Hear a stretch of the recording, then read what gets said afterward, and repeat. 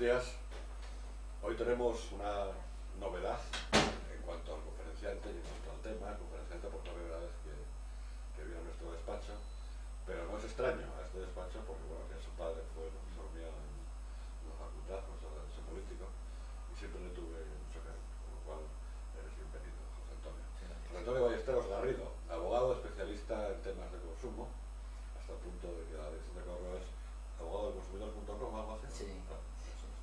Y nos viene a hablar de un tema que está muy en boga actualmente, que hemos titulado de común acuerdo Productos bancarios de inversión, inversores defraudados. José Antonio, adelante. Pues muchas gracias, lo primero, Ramón, por la invitación y a todo el despacho. Y bueno, vengo encantado a hablar de un tema pues que es de actualidad. Es de actualidad, es digamos uno de los temas de los principales temas de moda en los juzgados civiles y bueno, también en la calle por todas las consecuencias que ha traído la operativa bancaria de estos años del boom que nos ha afectado prácticamente a todos, a los que tenían ahorros porque se han quedado con esos ahorros y a los que no tenían dinero y fueron a financiarse porque ahora están sobreendeudados por la falta de una regulación en España sobre esta materia como la que hay pues en prácticamente toda Europa, ¿no? Voy a centrarme en el primer aspecto, los que tenían ahorros y no los tienen, pero también con un matiz de la segunda parte, ¿no? No voy a hablar del sobreendeudamiento familiar, pero sí de un producto financiero que ha afectado a los que fueron a solicitar préstamos. Y a modo de introducción voy a ir a un aspecto histórico, sociológico de cómo se llegó a esta situación, ¿no?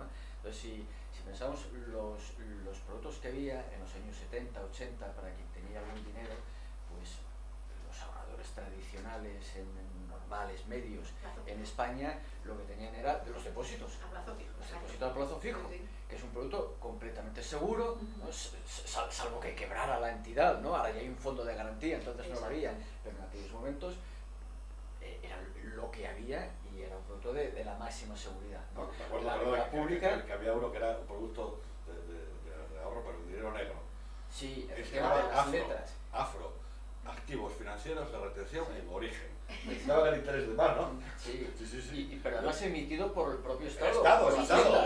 Exactamente. Por Felipe González. O sea, se emitía dinero negro. Ya, pero en los años 80, las letras que había entonces, efectivamente había una retención en origen, pero luego era para que el propio Estado atrajera a los que tenían dinero negro e invirtieran. Era dinero negro. Que después vino la reforma fiscal que intentaron aflorar todo aquello, llegaron a aquellos pactos extraños con los CIU y PNV para que no atacara a BBV, a los ahorradores que tienen el dinero en BBV, en la Caixa, etc. Sí. Bueno, pues en aquel momento eso, lo que había era la deuda pública, los depósitos a plazo y ya los más sofisticados invertían en acciones pues, de Telefónica, de bancos y de las eléctricas. Los blue chips, ¿no? Las grandes entidades que no eran inversiones seguras, que aquello solo crecía, daba unos dividendos bastante rentables. Pero bueno, la situación empezó a cambiar. Hay que recordar también que en aquellos momentos los tipos de interés eran muy elevados. Eran muy elevados para el que tenía dinero y se lo remuneraba a un tipo de interés elevado, para el que tenía efectivamente que financiarse y tenía que pagar unos intereses, pero también es que estaba. entre 18 y 19%, pero también la tasa de inflación es que era muy elevada en aquella época. Entonces estaban algo por encima, los tipos de remuneración estaban en torno, o sea, la remuneración que recibían los ahorradores estaba en torno a la tasa de inflación y claro, los que tenían que financiarse pagaban más que eso. Baja la inflación, bajan las tasas de interés y claro, los que estaban acostumbrados a cobrar a lo mejor el 8, el 10 o el 12% de intereses, de repente se encuentran con que van al banco y les ofrecen un 1 o un 2%, ¿no? Empiezan a protestar que si me engañas te quedas con mi dinero, los negocios, bueno, exigen al banco cuando en realidad es que esos intereses eran razonables porque también la inflación había bajado, los tipos de interés oficiales del mercado no eran los que había antes y bueno, ya no éramos una economía en crisis como aquella de los años 80, sino que éramos una economía más europea y eran los tipos que se manejaban en Europa. Pero bien, los ahorradores exigían más, ¿no? Entonces los bancos pues empezaron a elaborar otros instrumentos más complejos porque introducían derivados en el producto. Introducían derivados. Entonces, claro, la mayor remuneración va asociada a un mayor riesgo. Los derivados implican riesgo. Es decir, el concepto derivado iguala A riesgo. riesgo, claro, porque Porque el concepto derivado es algo que se utiliza mucho, invertimos en productos derivados. Exacto. Entonces a partir de ahí es todo como gaseoso. ¿Y eso exactamente qué es? ¿No?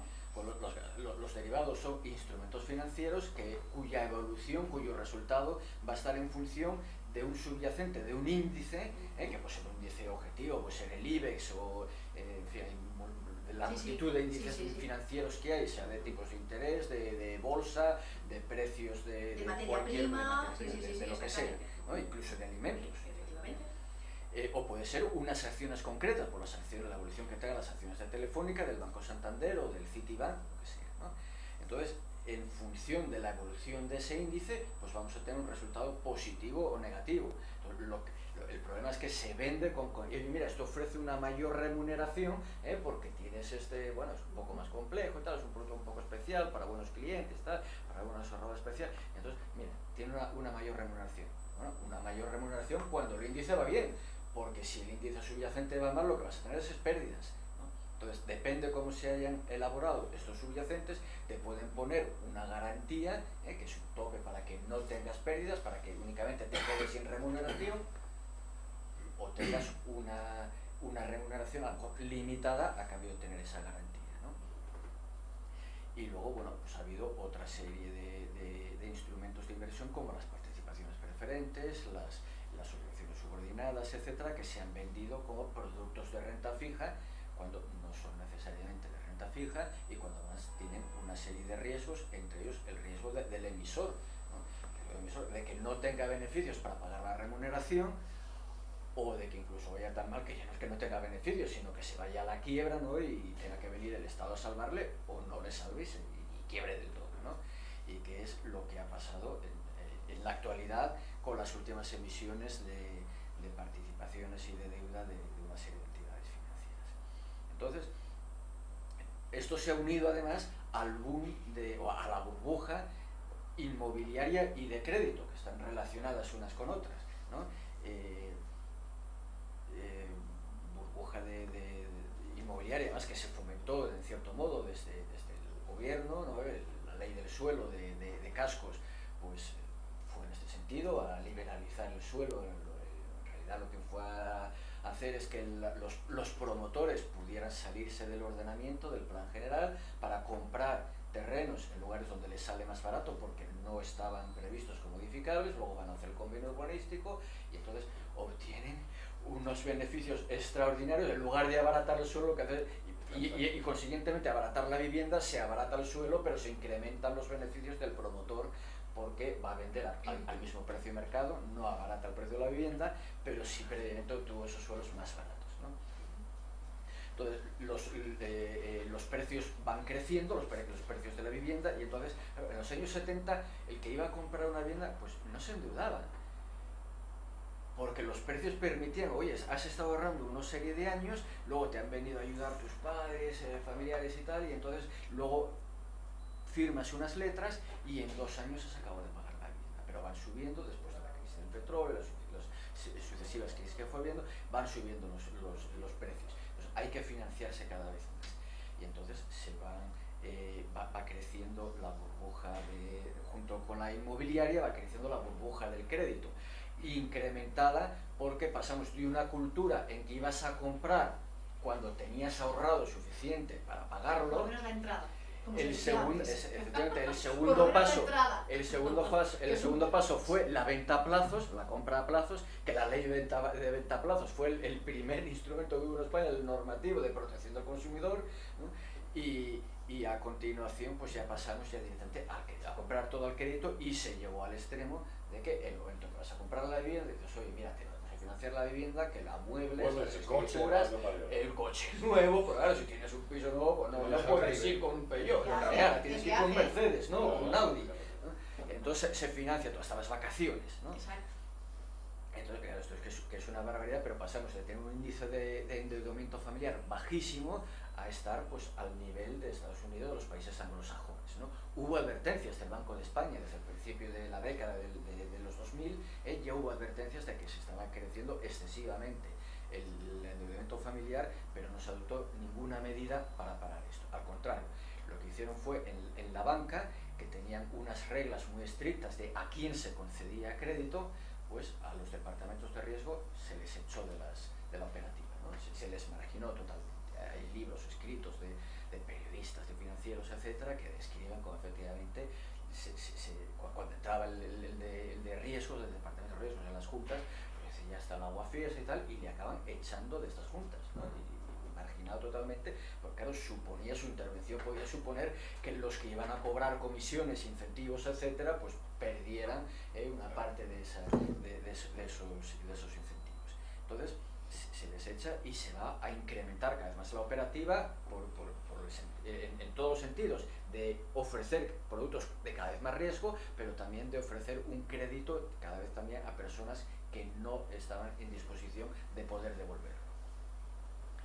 Entonces, el siguiente paso es que se introduce una normativa a instancias de la Unión Europea, directivas europeas, que tratan de evitar que estos productos cada vez más sofisticados, cada vez más complicados, de mayor riesgo, se puedan ofrecer a personas que no tienen la experiencia, que no tienen los conocimientos, ni están muchas veces en situación financiera de asumir esos riesgos. Entonces hay una primera directiva ya en el año 93, la directiva 22/93, que dio lugar a una transposición a través de un Real Decreto 219/93 en España. Fue de las normas que más rápido se transpusieron al reglamento interno. Bueno, ahorita vamos a la cola, pero está en el mismo año, ¿no? ya se transpuso.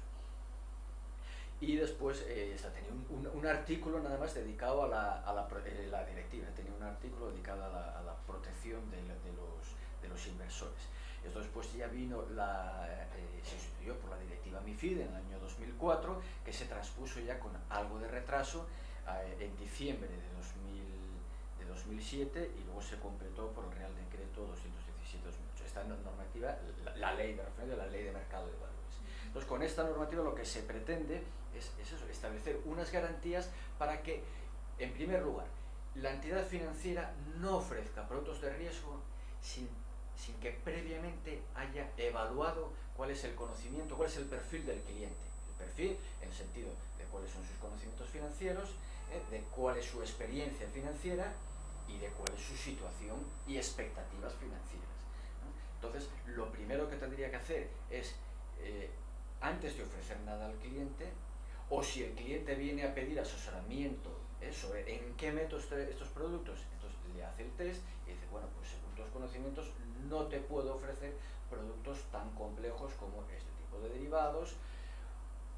Sí te puedo ofrecer a lo mejor deuda pública, o te puedo ofrecer participaciones, o no te las puedo ofrecer porque tu edad, tus expectativas de inversión, etcétera, no son adecuadas. ¿Eso es lo que dice la directiva? Eso es lo que dice la directiva. ¡Qué gracia! Circuitos para la cárcel. Claro. Entonces, estos test que ya estaban en la directiva del 93 y en el Real Decreto del 93, no se hicieron nunca. Yo no conozco ningún caso que se hayan hecho antes de finales de 2007, que es cuando se transpone la directiva MiFID, la del 2004. Tenía un plazo límite de 1 de noviembre de 2007 para que se transpusiera. Antes de esa fecha no se hacían esas. Yo no conozco ni un solo caso.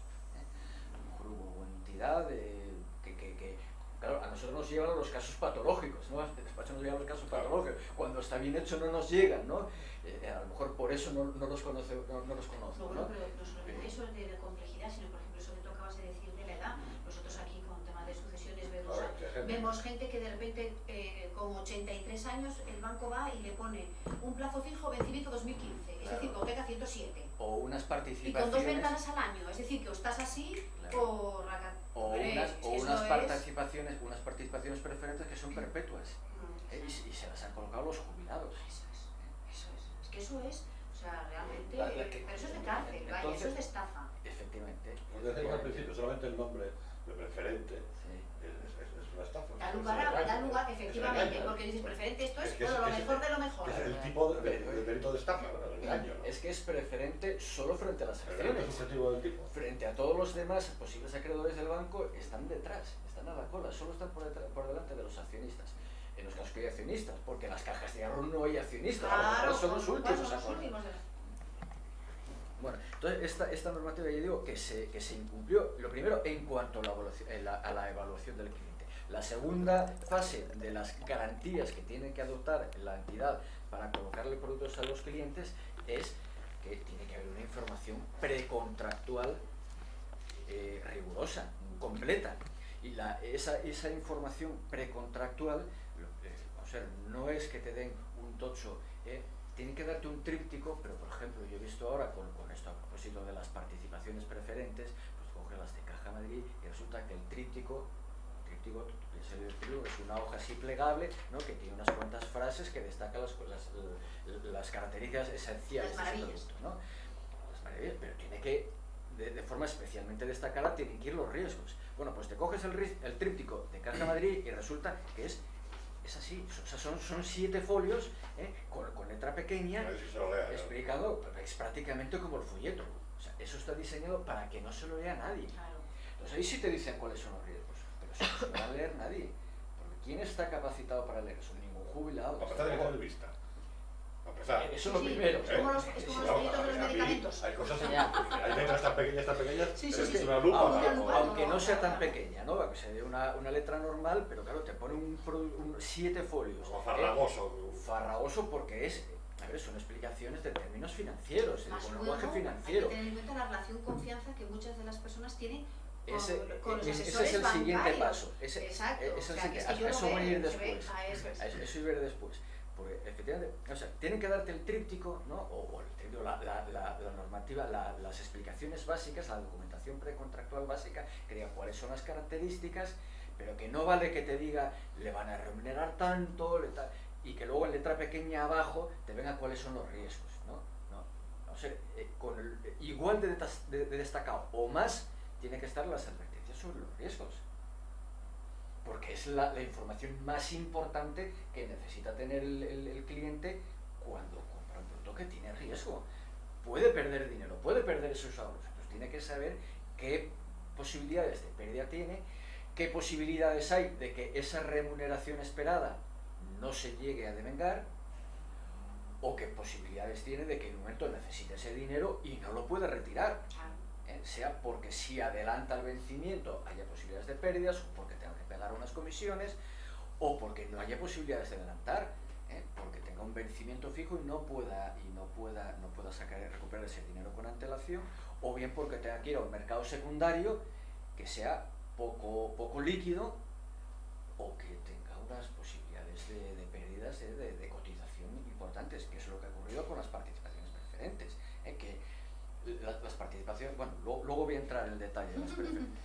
No sé, entonces, en esta información, con estas obligaciones de información precontractual, y que luego se van a reflejar también en la contractual, obviamente, pues lo que se pretende precisamente es esto que decías, que esa confianza que tenemos todos cuando vas al banco y oye, tengo estos, porque todos lo hemos hecho, oye, yo tengo estos ahorros, ¿qué me recomiendas? Se supone, tú vas pensando que el banco tiene una cartera de productos y que te va a ofrecer el que sea más beneficioso para tus condiciones en ese momento, que no son las mismas si eres una persona que acabas de empezar a trabajar y que a lo mejor dentro de 2, 3, de 5 años te vas a comprar un piso, que si eres una persona ya de una edad, que ya tienes tu piso, ya tienes tu coche, que no sé qué, y lo que quieres es tener eso ahí, bueno, pues de cara a la jubilación, o por si viene un imprevisto, o por lo que sea, ¿no? Las situaciones son bastante distintas. Pues esperas que te ofrezcan algo acorde a tus circunstancias. Y resulta que lo que te encuentras es que te van a ofrecer el último producto que ha sacado el banco y que es el que tiene ahora unos objetivos marcados de que tienes que vender antes de que acabe el mes 17 millones de euros de este producto, y tienes que cumplirlos a como sea.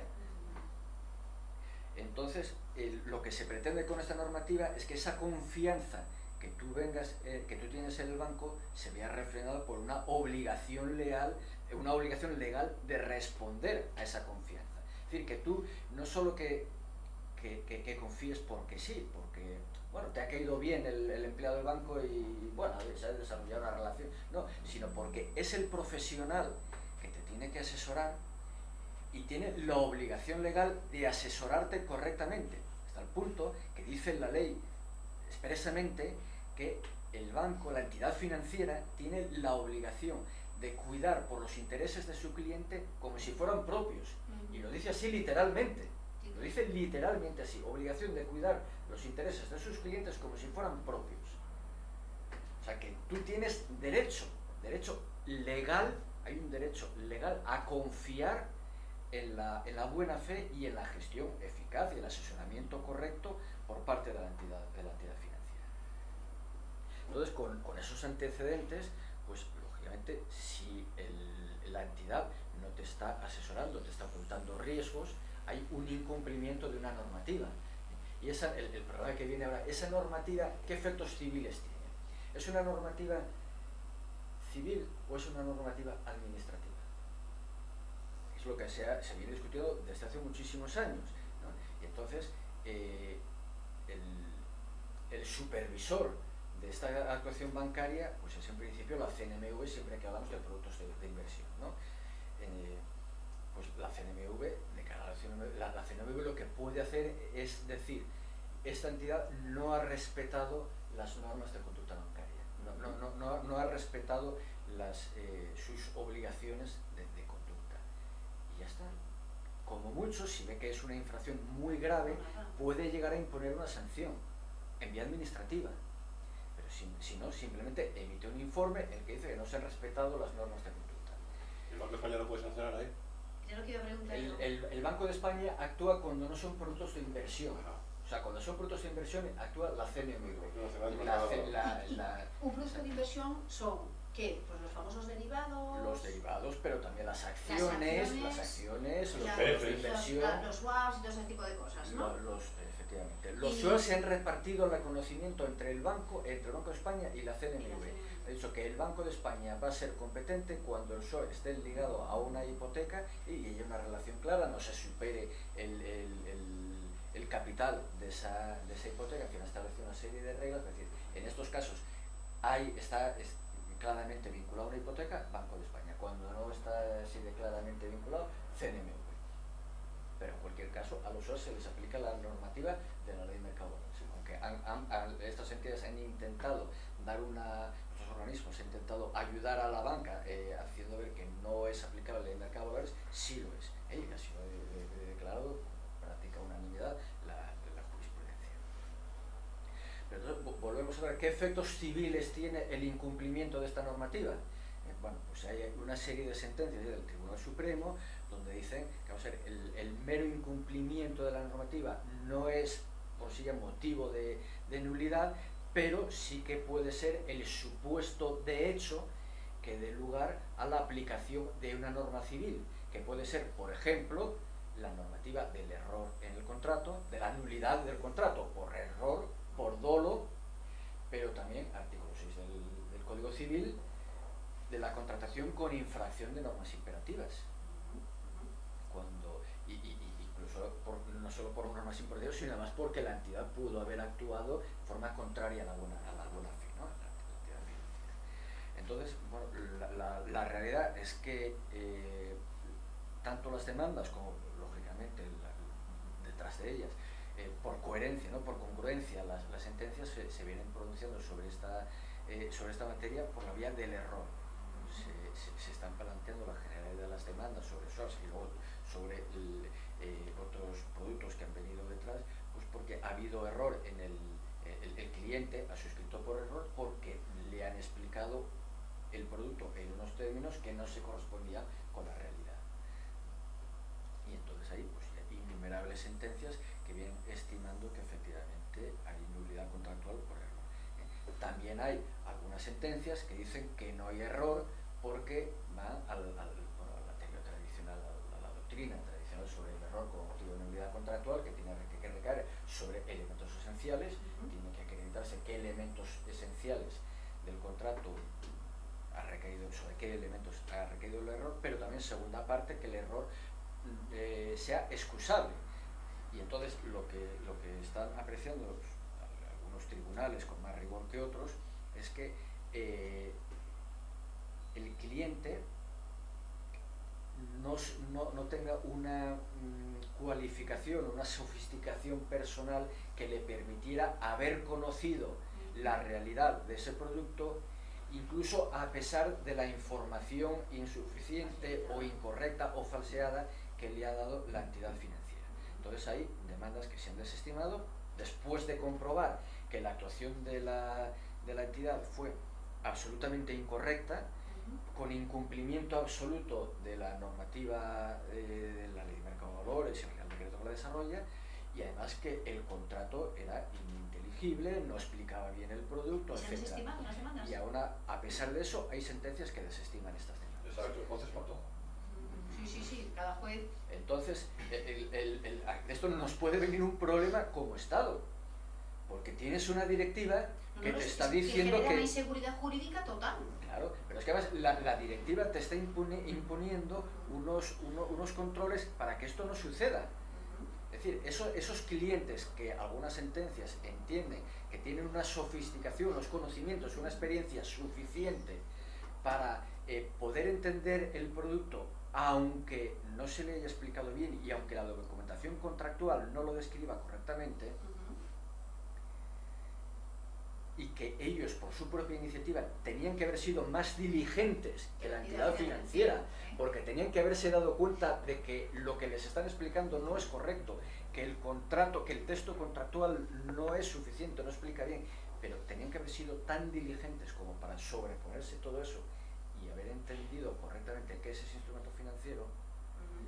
Claro, esto es parece va en sentido contrario a lo que quiere la directiva europea. Entonces, si tenemos una serie de sentencias que no cumplen la directiva europea en ese sentido, puede llegar a darse el caso de que tengamos una sanción de la Unión Europea, porque ya se ha dado el caso. Es que era lo que iba a decir yo, es que sería hasta, bueno, exacto, o sea... Es algo parecido a lo del informe AUKE, ¿os acordáis? Exacto, es que iba a decírtelo yo. Sí, pero eso se quedó en un informe del Parlamento Europeo. Pero sí hubo un caso en que hubo una condena a España porque el Tribunal Supremo, la Sala Tercera, no estaba aplicando la directiva, creo que era en un tema de IVA. Y entonces hubo una denuncia de la Comisión a España ante el Tribunal de Justicia y abrió un procedimiento y condenó a España. Porque estaba aplicando la directiva de una forma incorrecta, o sea, aplicando la legislación española que no estaba bien acomodada a la directiva europea y además sin plantear ninguna cuestión prejudicial. Era lo que iba a decir yo, es que claro, es que es casi para plantear una cuestión prejudicial. A ver, pues como no se planteó y se aplicó la legislación española sin estar transpuesta correctamente la directiva, sanciona a España a pagar una multa. Pues puede llegar a ocurrirnos lo mismo si se claro, lo que pasa es que con todo esto el tiempo pasa y el tiempo es un factor absolutamente negativo para una historia de tipo financiero, porque entre tanto la gente no tiene su dinero, no puede acceder a él, las pérdidas son tremendas, y claro, empieza uno a todo este lenguaje farragoso, etcétera, y la gente dice, bueno, ¿y esto qué? Claro, porque luego viene la otra parte. Mientras la banca me la está calcando... Las víctimas, ¿qué hacen? Pues sabemos el porcentaje de personas que reclaman en España es mínimo. Dicen, no, es que hay una litigiosidad en España, todo el mundo reclama, hay reclamaciones por todos. Pero ¿cuál es el porcentaje de víctimas de estos productos, de víctimas de malas prácticas que están reclamando? El porcentaje es mínimo. ¿Y eso por qué es? ¿Porque no hay conocimiento? Porque porque se juntan una multitud de factores. Primero, efectivamente, desconocimiento de los derechos que tienes. Incluso aunque esté saliendo la prensa constantemente, que se ganan juicios y tal, mucha gente ni lee la prensa ni se entera de nada. No, y además la gente tiene temor, dice, bueno, voy a gastar más de lo que la me seguridad, efectivamente, efectivamente, dice me lo dicen, ¿qué posibilidades tengo yo contra una entidad tan importante? Ni con los abogados tan buenos, no tenemos ninguna posibilidad de defendernos, tienen tanto poder. Vamos a ver, el gobierno va, la vinculación entre el gobierno, los bancos y tal. Si de repente va y se indulta a un presidente de banco condenado por el Supremo por tal y tal, y de repente un indulto, cambio la ley y tal, para que sigas ejerciendo actividad bancaria. Y ahora viene Gallardo que te pone unas tasas. Exacto, y entonces claro, la gente dice, bueno, yo si no soy este señor, a mí no me va a pasar, o sea, no me toca nada. Tengo que tener ese perfil medio para que estén de acuerdo conmigo, si no, nada. Pues entonces se juntan todo eso, más luego que piensan los gastos que van a tener, sin tener en cuenta que en la mayoría de los casos se están ganando con costas y al cliente le sale gratis. Le sale gratis, pero ellos están pensado que bueno, van a tener que adelantar un dinero. Sale bien. Si sale bien, claro, pero si sale mal, claro, te pones en unas costas elevadísimas. Y ahora más por culpa de la tasa. La tasa te la devuelven si tienes condena en costas y has ganado en todas las instancias. Y eso es la parte contraria. Bueno, tratándose de banca...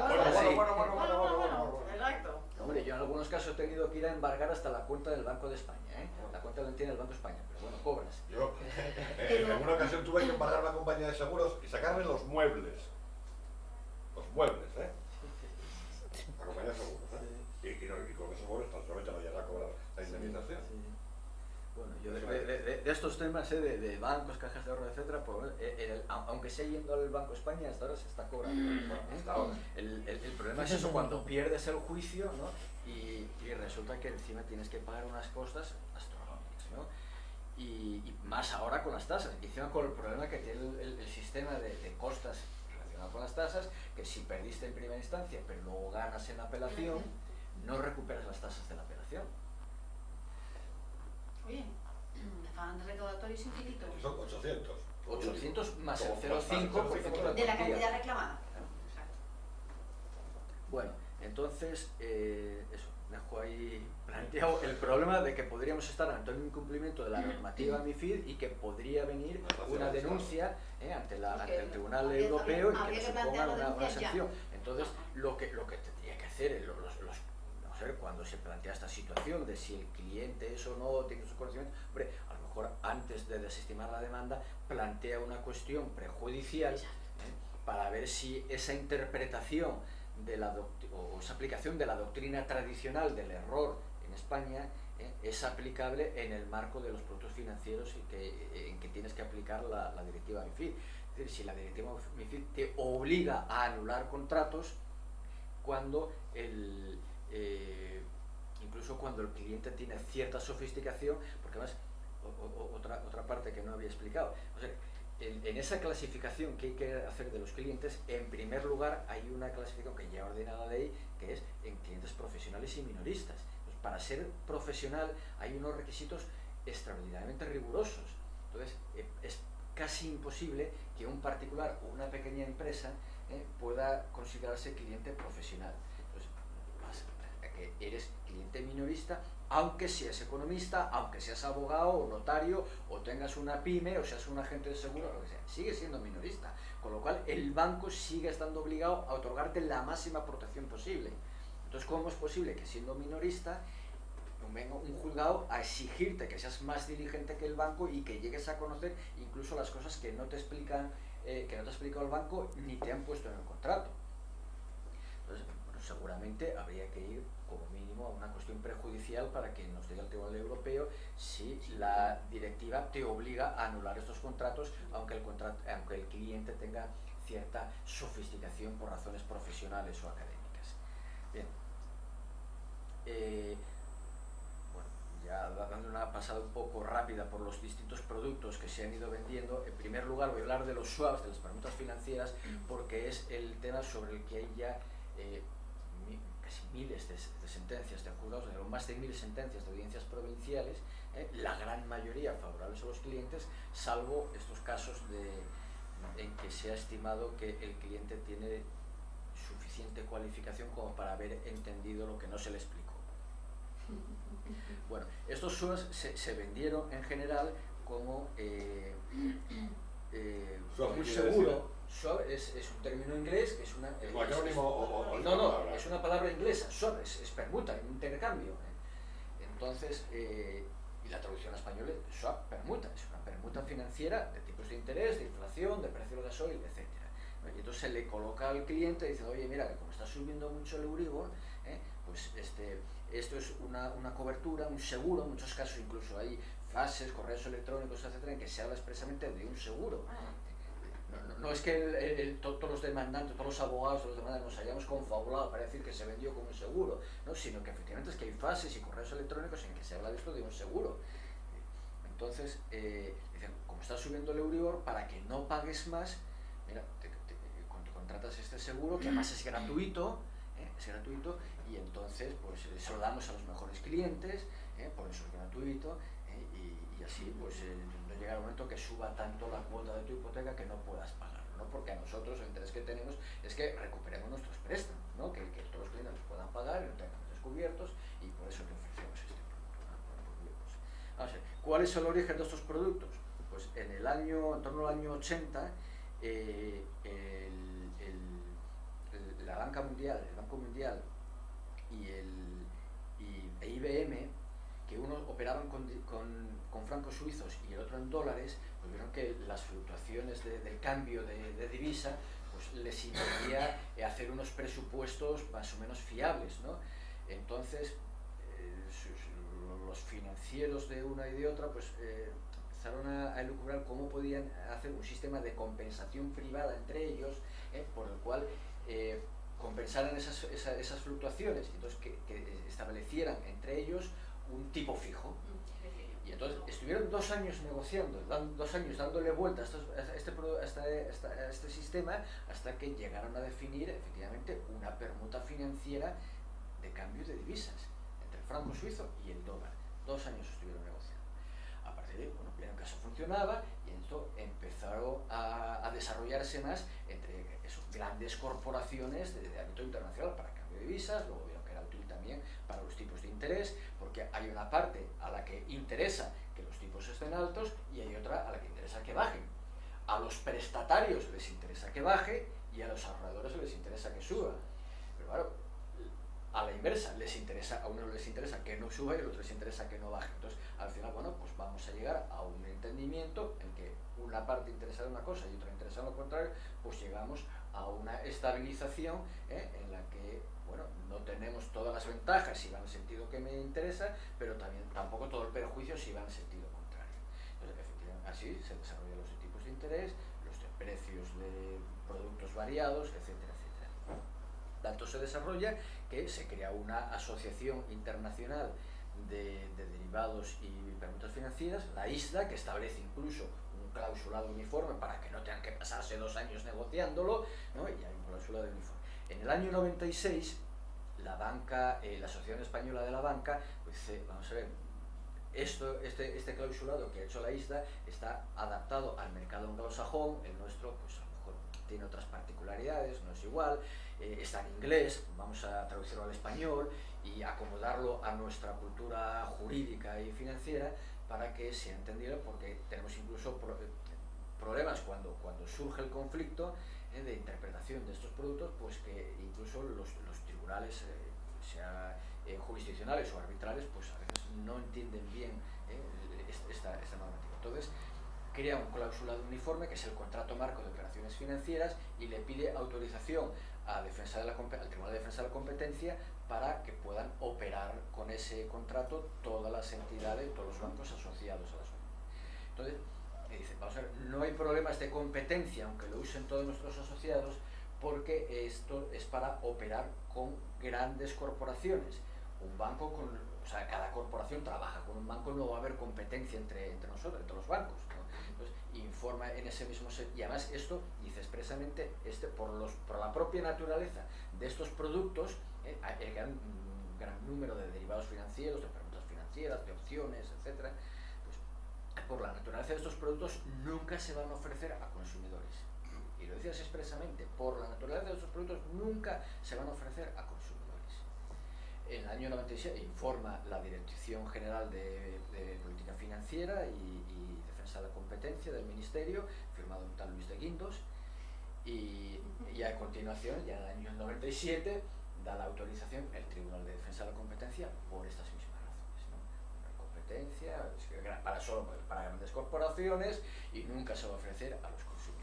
Bien, el año 2003, cuando ya se ve venir que hay una burbuja y el Banco de España está diciendo que hay un sobreendeudamiento importante y se está pidiendo que haya una ley de sobreendeudamiento, el PSOE presentó una proposición de ley en 2003 de sobreendeudamiento familiar, se la tumbó el PP en aquel momento, Zapatero lo llevó en su programa electoral en el 2004, que luego no cumplió. Bueno, pues en ese 2003 se dicta una ley, 36 de 2009, de reforma económica, que ya el artículo 19 ordena a las entidades financieras que ofrezcan a los clientes algún producto de cobertura del riesgo de tipo de interés. con la información necesaria que tiene que ir en la dentro de la oferta vinculante del préstamo. Bien, tarda esto todavía un poco en un tiempo en ofrecerse a los clientes, porque cuando se va ofreciendo a los particulares es ya cuando ya ha subido bastante el Euribor, ¿no? Y bueno, como todo lo que sube baja y lo que baja sube, pues, pero sobre todo lo que sube baja, pues empiezan a ver, bueno, aquí está subiendo el Euribor, va a haber un momento que esto se dé la vuelta, ¿no? Entonces, bueno, vamos a ofrecer, a partir de ahí es cuando se ofrece a los consumidores una protección frente a la subida. Más que esa protección frente a la subida no es un producto sencillo, como podría ser un CAP es poner un techo, que también es un derivado, es una opción, un futuro, ¿no? Pero que es más sencillo porque simplemente decir, hasta aquí te tienes que pensar con la subida, pero por aquí ya no vas a pagar más. Si pasas de esta barrera, ya no pagas nada más. Ahora bien, tienes que pagar una prima. Esto es un derivado financiero, pero es como un seguro, funciona igual que un seguro. ¿Vale? Pero no es esto lo que se ofreció en términos generales, salvo excepciones, no era eso lo que se ofrecía. Lo que se ofrecía era una permuta financiera de tipo de interés que se presentaba como un seguro, como si fuera un seguro. ¿Por qué? Porque esto que es un producto para grandes corporaciones, que lo manejaba el departamento de tesorería del banco, había 3 o 4 personas del banco que lo manejaban, de repente se lo lanzaron a las oficinas y el personal de la banca comercial le pusieron a vender esto. El personal de banca comercial sabe que son unos préstamos, que es un depósito a plazo, cuentas corrientes, domiciliaciones, no sabían nada. Eso es una cosa que se nota cada vez más, lo poco, porque antes, bueno, la gente que trabajaba en los bancos estaba dentro de lo que ellos tenían que hacer, estaban muy bien formados. Ahora, de verdad que es algo de que tienen las capacidades extraordinariamente limitadas y para todo tienen que consultar, no tienen ni idea de nada. Pero es que además... ¿Puedes interpretar tú un producto de eso? Claro, pero es que antes podían tener idea porque la cartera de productos que tenían era limitada. Y entonces era fácil que la conocieran, pero ahora les amplían esa cartera, les meten unos productos sofisticados que no pueden entender el riesgo, porque no simplemente, no, es que el riesgo es que baja el Euribor y entonces pagas más. Pero bueno, es que lo que pagas más puede ser absolutamente desproporcionado. Y además es que esto, como no es que sea un contrato por el que hay un intercambio de obligaciones de pagar unas cantidades, no, es que ese contrato en realidad recae sobre algo, sobre una cosa no física porque no es palpable, pero sí en el sentido de que es una cosa que es un instrumento financiero que tiene un valor de mercado. Es decir, la permuta financiera, en el momento que la contratas, ya tiene un valor de mercado y se puede calcular y se ha elaborado de tal forma que en el mismo momento en que se contrata, si a los 5 minutos estás a la orden de cancelar, ya tienes que pagar, porque el tipo de interés que a ti te aplican es superior al tipo de interés que resulta de unas curvas, de unos instrumentos muy elaborados, muy complejos, que son las curvas a futuro de tipos de interés, que de eso se deriva la curva cupón cero, el tipo cupón cero, que es en función de las expectativas de tipos de interés que hay en el futuro, para que este swap sea equitativo, es decir, que cuando sube pagas tanto, cuando baja tanto, bueno, pues lo que vas a pagar a lo largo de ese tiempo, que se equilibre una cosa con otra, pues bueno, lo que tendríamos que ponerte es un 4,30%, pero al cliente no se le pone el 4,30%, se le pone el 4,60%, entonces te están ofreciendo como cobertura un producto que en realidad lo que está haciendo es subirte el tipo de interés que vas a tener que pagar en relación con lo que espera el mercado. Entonces, esto no lo entienden, no lo saben en las oficinas, no lo saben. Entonces, les mandan comercializar esto y dicen, esto es una cobertura. Bueno, una cobertura es un seguro. Ahí está. Porque en el lenguaje coloquial y en el lenguaje jurídico, cobertura lo asimilamos a seguro, y lo han vendido como seguro por eso. Es decir, no es que yo lo hiciera a mala fe, es que eso es lo que creían. Porque ignoraban todo lo que había detrás, ¿no? Entonces, luego, claro, viene la bajada de tipos de interés, porque más esto se vendió incluso cuando ya en el año 2008 había previsión, desde finales del 2007, había previsiones de que los tipos iban a bajar, porque había una crisis que se desarrolló primero en Estados Unidos, pero que esto va a traer consecuencias, se va a trasladar a España y va a haber bajadas de tipos.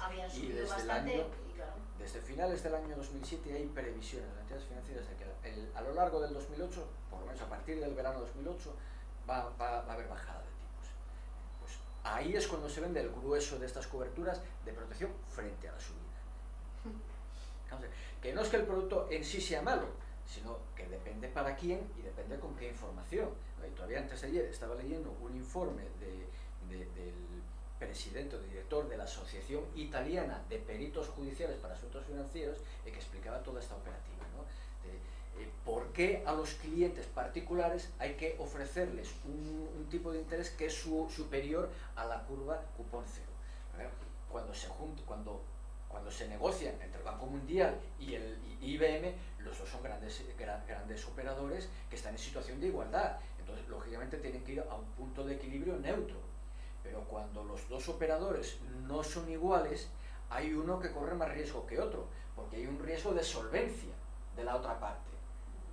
Entonces, cuando una de las partes es un particular y el otro es una gran entidad financiera, pues lógicamente el desequilibrio, el riesgo de solvencia de uno y de otro es completamente distinto. Entonces, lógicamente, el banco tiene que venir beneficiado, no tiene que cobrar unas cantidades superiores. Pero claro, le está imponiendo a algo que le vende como cobertura un tipo de interés que es superior al que espera el mercado, porque tiene que retribuirse ese riesgo que está asumiendo en ese contrato. Pero claro, eso no se lo dice al cliente. No le estoy diciendo, oye, yo te estoy colocando esta cobertura que te sube 3 décimas o 4, 5, 6 el tipo de interés que se espera para estos años. No le dice que le está subiendo ese porcentaje y que como consecuencia de ese porcentaje yo te valoro ahora este instrumento financiero en 1.000 euros o 2.000 o 600 o 50.000, la cantidad que sea. Es decir, que ese instrumento que te están vendiendo en realidad tiene un precio, tú estás pagando una comisión oculta, estás pagando un precio que no es transparente, que no tienes ninguna posibilidad de conocer. Y lo que pasa es que ese precio se difiere en forma de que lo vas a pagar a lo largo de las liquidaciones que va a devengar esa permuta financiera.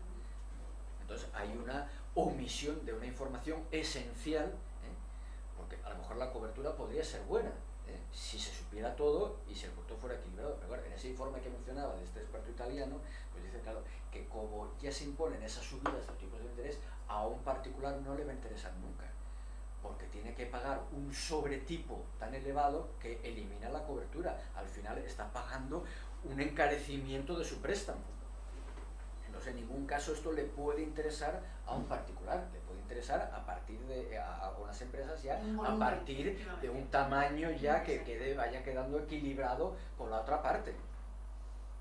Bueno, segunda parte, vamos a las participaciones preferentes, ¿no? Entonces vamos a ver, no es un producto que sea malo de por sí, malo por definición, como todos tienen su utilidad. Entonces hay personas a las que le puede interesar suscribir un producto que es perpetuo, las participaciones son perpetuas, que en muchos casos se vendió como una renta fija a plazo. Oye, esto es de 5 años o en 10 años, sobre todo en el caso de las obligaciones subordinadas de Cajastur, por ejemplo, esto es un plazo de 10 años. ¿Por qué? Bueno, las obligaciones subordinadas sí son plazo de 10 años, pero las preferentes no, son perpetuas. Lo que pasa es que perpetuo de sentido, iba a decir yo, de sentido estricto de la palabra, es decir, no puedo recuperar nunca de tu vida o de la vida del banco. No, o sea, el instrumento es perpetuo. El instrumento es perpetuo. Lo que pasa es que tú metes ese dinero ahí para siempre jamás. Vamos a ver. En principio no hay obligación de que se amortice, o sea, tiene vocación de ser indefinido, pero se permite al emisor que lo amortice, al cabo de 5 o de 10 años, según el tipo de entidad que sea, que lo amortice al cabo de 5 o de 10 años, ¿no? Y a partir de ahí en cualquier momento, ¿no? Pero tiene que tener una vigencia mínima de esos 5 o 10 años. Entonces, cuando se vende, los empleados lo están ofreciendo con un plazo a 5 años, porque han entendido, por la razón que sea, que esa posibilidad de amortizar a 5 años se va a producir. O sí, efectivamente. Claro. Pero no, eso está a discreción del emisor. ¿Y en qué casos va a amortizar? Si no necesita más financiación o si puede conseguir financiación más barata, amortizará. Claro. Pero si necesita más financiación y no puede conseguirla más barata, obviamente no va a amortizar. No va a soltar ese dinero. Entonces, se coloca estos productos como información incorrecta en cuanto a la duración, al plazo del producto. Sí, porque digo y yo, también, que el comerciante del banco se ofrece un producto que va a ser perpetuo y que no te lo voy a devolver, o sea, ¿a quién le interesa meterse dinero ahí? exactamente. Pues puede haber personas que sí. Vamos a ver. Tú si tienes un patrimonio muy importante y vives de rentas, a lo mejor te interesa tener un producto que te da la seguridad de que no vas a estar negociando constantemente, Claro. sino que te va a devengar una renta ya para el resto, y tú te despreocupas. Es como Y comer, tú tienes sí, sí. un capital apartado para las eventualidades que te puedan surgir y otro capital Sí, sí, depositado ahí como que te cuando le renta ponías un- y tú vives de esa renta. Claro. O Claro, que también, nunca puedes vender. es la segunda parte, luego voy a ir, pero en principio el producto en sí no se amortiza y te genera esa renta, ¿eh? Entonces te puede interesar eso, en el caso de que tengas un patrimonio muy grande y te va a generar esa renta, o en el caso de un inversor institucional, la gestora de un fondo de pensiones, de un fondo de Claro. inversión, etc. Eso creo que es Estados Pero Unidos. claro, a un jubilado que le metan los ahorros de toda su vida es disparatado, es algo disparatado absolutamente. Segunda parte, lo que decías, puedes vender. Una cosa es que el instrumento no vaya a vencer, no vaya a amortizarse, y otra cosa es que lo puedas vender, igual que las acciones. Claro. Las acciones, por definición, en principio también son perpetuas, pero las puedes vender, vas a la bolsa y las vendes. Sí, no, lo que quiero decir es que si puedes convertirlas en dinero. Exactamente, entonces puedes venderlas, las participaciones las puedes vender, hay un mercado secundario, como la bolsa. Pero que no puedo decir al banco, ya dame dinero de esto, que me No, voy. o sea, no puedes ir al banco a que te amortice el Pasa al producto. mercado Pero se había secundario. Tienes que ir a Se había venderlo. abierto algo de mercado secundario, porque yo Ahí. tuve un cliente que tenía Sí. obligaciones y tal de Caja España Sí. y en el mercado secundario después de 2 años consiguió Sí, recuperarlas. vamos a ver, esa es otra parte. Mm. Hay un mercado secundario, la bolsa es el mercado secundario para las acciones y hay una dependencia dentro de la bolsa que es el mercado de renta fija, ¿no? Que es el AIAF, y que ahora últimamente tiene otra parte que es el SEN, que es el mercado electrónico, ¿ya? Porque el AIAF no era electrónico, sino que tenías que Sí, buscar ahí para casi allá. manualmente la contraparte, ¿no? Si tú querías comprar, Buscar tenías que uno. buscar a alguien que quisiera vender, Ok. o si querías vender, Lo tenías que mejor encontrar a cerrado. alguien que quisiera comprar. Entonces, el sistema que estaban utilizando los bancos era cuando venía un cliente con las participaciones que las quería vender, le buscaban un cliente, convencían a otro que tuviera unos ahorros cuando tú ibas con tu dinero y te, oye, ¿en qué meto esto? Oye, mira, tenemos aquí unas participaciones, tal, este de renta fija, que te va a rentar tanto y es buenísimo. Y te lo colocaban, lo que quería vender aquel otro, te lo colocaban al que iba a preguntar, ¿no? Por el 100% del nominal, ¿no? Tú invertiste, compraste 10 participaciones de 1.000 euros, pues 10.000 euros se lo colocan al otro por 10.000 euros, ¿no? Y le anotan en el IAF, una operación por el 100% del capital. Pero, ¿por qué por el 100%? Porque con las participaciones pasa igual que con las acciones. El valor oscilará en función de cómo haya evolucionado los tipos de interés, porque en un momento determinado se emitieron unas participaciones al 6%, pero ahora el 6% es muchísimo. Entonces esas, porque van a valer el 100%, valdrán 110 o el Así es 120. invertido más a riesgos, ya lo saben. Y si el tipo de interés evoluciona al contrario, pues esas valdrán menos, ¿no? Y si encima el emisor está en riesgo, como ha pasado con las cajas de ahorros ahora, pues eso baja todavía más. Entonces, ¿por qué las van a vender al 100%? Claro, llegó un momento en que dijo la CNMV, esto no vale, estos no pueden vender al 100%, hagan el favor de sacarlo al mercado y que cotice allí y dejen de cotizar directamente entre ustedes. Ya está bien, porque además eso daba lugar a muchos conflictos cuando alguien quería vender y daba una orden al 100% y no vendía. Entonces, bueno, voy a bajarlo al 98% y no vendía. Y encontraba con que entraba en el IAF, miraba por internet, IAF, y aquí se están cerrando operaciones al 100% y la mía no la abre. Pero bueno, ¿por qué? Porque el de otra oficina pues fueron más diligentes, encontraron otro cliente y tal, se lo colocaron a otro cliente. Y este, que estaba antes en la cola, pues no ha habido manera de colocar. Venía las reclamaciones y claro, se lastimaba. Sí, tú mismo dices, fueron más diligentes y se las colocaron a otro cliente. Efectivamente. Que claro, una de las dos partes sale engañada, porque le están vendiendo por el 100% algo que vale el 120 o que vale el 70. ¿Y estas preferentes que pagan a los clientes una cantidad fija todos los meses? Depende. Bueno, normalmente lo que se hace es que se establece un tipo fijo durante un periodo y luego un tipo variable, igual que cuando vas a la hipoteca durante el primer año vas a pagar el 5,25 y luego pagas el IVA del 0,50, ¿no? Pues con esto lo mismo, inicialmente vas a cobrar un 6% y luego Euribor 3 meses más 0,50. Y claro, el Euribor 3 meses ahora está al 4%, por el 4,5%, bueno, pues está bastante, claro, luego el Euribor baja al 0,50 y resulta que estás cobrando el 1%. Y digo, oiga, esto que me vendieron como una renta fija tan bien remunerada y ahora no me está dando nada. Entonces se juntaron estas cosas. Por un lado baja la remuneración, por otro lado la venta es cada vez más difícil, ¿no? Tienes que ir a la IAF o al SEN y entonces estás viendo ya cuál es la cotización real. Ya no te han buscado otro cliente que te lo compre por el 100%, sino que eso está cotizando, tienes que venderlo pues según ha evolucionado los tipos de interés y según ha evolucionado la solvencia de las entidades, pues resulta que ahora tendrías que vender por el 30%, pero además con la desconfianza que hay sobre la viabilidad de las entidades, nadie quiere comprar, no hay mercado. No hay mercado. Y entonces no puedes vender eso, algo que te habían dicho, que en 5 años recuperabas el dinero, que si lo quieres vender no hay problema, porque vienes en 15 días nos das la orden. Hombre, no es como las acciones, que en el momento te las vendemos, sino aquí nos tienes que dar 15 días y te las vendemos. Eso dejó de ocurrir.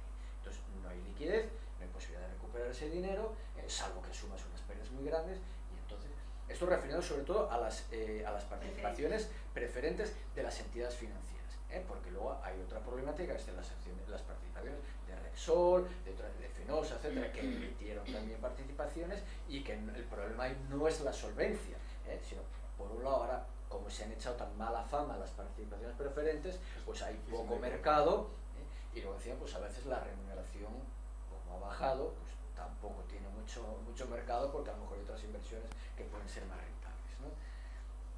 Entonces ahí lo mismo, se tendría que haber evaluado al cliente, el perfil del cliente, antes de colocarle este producto y ver si por sus conocimientos podía asumir los riesgos, que se le tenía que haber explicado correctamente y se le tenía que haber dado la información precontractual correcta, y por otro lado, pues que esa inversión en un producto de este tipo, un perpetuo, pues que puede ser apto para algunas personas, pero para muy pocas, ¿no? Entonces esto con el Memorandum of Understanding, el memorándum este famoso para recapitalizar o reproducir la banca española y las cajas españolas, pues ya se impone al gobierno español, que el memorándum es que tuvimos que acudir a fuentes extranjeras para poder conocerlo, porque aquí no se publicó hasta el mes de noviembre, en España.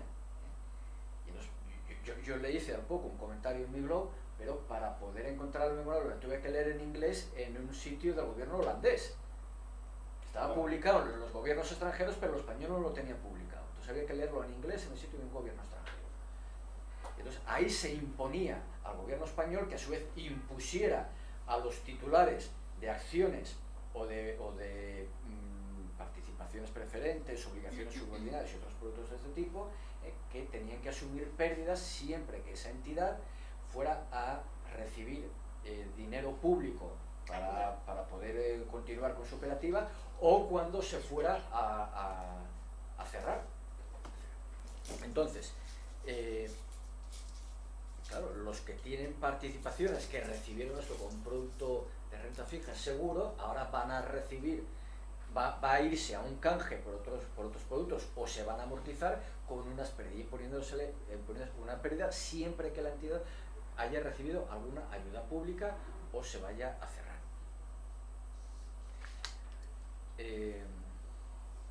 Y en el memorándum también se imponía al gobierno que estableciera unas normas de protección del inversor más rigurosas porque lo que se estaba viendo es que se estaba incumpliendo la directiva MiFID. Entonces, bueno, vamos a dar otro paso más, que en España, que esto se está incumpliendo, pues que se establece alguna norma adicional de protección. Y entonces lo que se ha hecho en el mes de noviembre, con hubo un primero un Real Decreto Ley, luego una ley más recientemente, que establece que una serie de limitaciones, que cuando se haya una emisión de participaciones preferentes, al menos el 50% de la emisión tiene que ir destinada exclusivamente a inversores institucionales. Y luego el valor mínimo de la participación tiene que ser 25.000 o 100.000 euros según la sociedad esté cotizada o no esté cotizada en bolsa, para impedir que clientes con poca capacidad económica, el problema es que, claro, una limpiadora que consiguió juntar 50.000 euros, ¿Verdad? puede venir y meter todos los ahorros de su vida en este producto. Entonces, simplemente el poner un nivel mínimo, una barrera mínima de inversión, no supone ninguna garantía. Lo que hay que hacer es que, vamos a ver, la inversión es absolutamente prohibida, y será nula siempre que el cliente no reúna estas características. El poner una cuantía mínima es algo estúpido. Se ha creado además yo diría que sí, que una psicosis, que la gente ahora tiene una desconfianza total, Sí. que bueno, las entidades financieras... Y esa desconfianza, además, en este caso de las participaciones, la han utilizado las propias entidades para manipular más todavía al cliente, porque resulta que a finales de 2011 se cambia la normativa que regula la solvencia bancaria, Basilea III. Entonces resulta que anteriormente las participaciones preferentes computaban como capital, como core capital, ¿no? Pero a partir de ese momento dejan de computar. Y entonces aprovechan las entidades. Dicen, mira, hombre, ahora que tenemos que convertir estas participaciones que emitimos porque éramos insolventes, para intentar respirar un poquitín, a ver si coger un poco de aire, a ver si por algún milagro llegamos a sobrevivir, pues, o sea, se emitieron engañando a los clientes sobre la solvencia, sobre el riesgo del emisor. Éramos O sea, el país hubo más una solvente estafa, del mundo mundial. fue una verdadera estafa, porque la Champions contabilidad... League, dijo uno. Sí. Tenemos el... Fue una estafa. Dijo que estamos a Champions League. Sí. De la solvencia. Con Zapatero aquí, Sí, ¿os acordáis del Zapatero? Sí, y tenemos la mejor regulador del mundo. Bueno, pues ahora resulta que por primera vez hay fiscales actuando de oficio incluso contra las entidades financieras por colocar estos productos.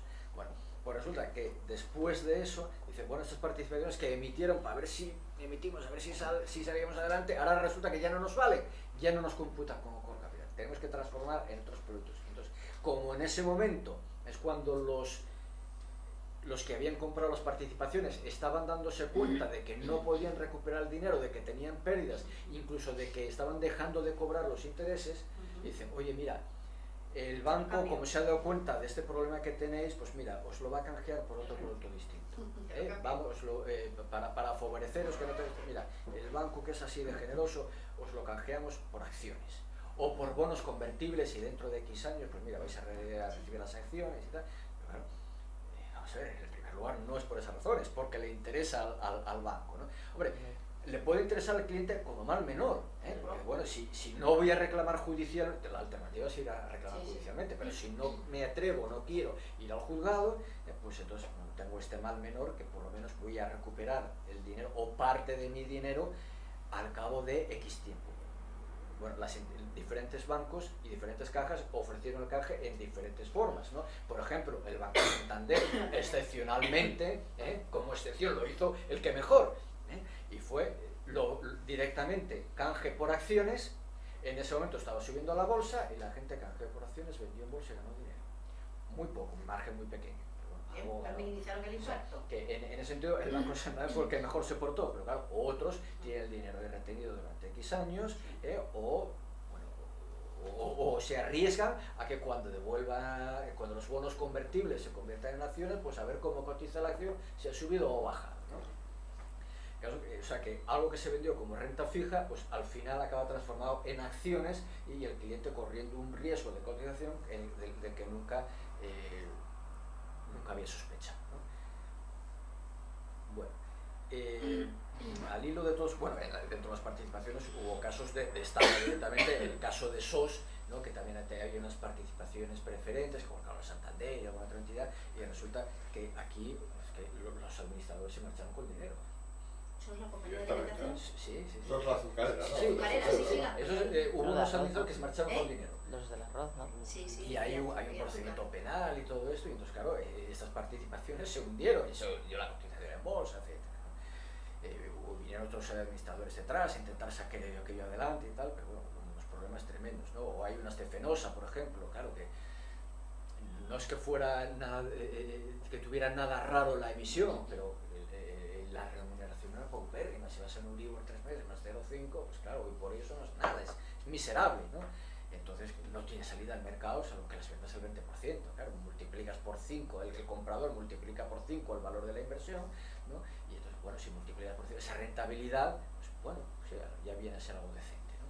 Pero sí, pero claro, al que las compró inicialmente es una inversión miserable, ¿no? En el marco de todas estas emisiones que hubo para recapitalizarse o para hacer otras operaciones, pues el Banco Santander hizo una emisión muy peculiar, ¿no? En el año 2007, en septiembre, cuando se lanzó a comprar el ABN AMRO, una de las entidades que estaban en crisis, se troció en tres partes y compraron tres bancos distintos, uno de ellos el Santander. Tenía que poner miles de millones de euros para financiar esto. Y hizo una emisión de una especie de bonos convertibles, que en lugar de llamarlo bonos convertibles lo llamó Valores Santander, ¿no?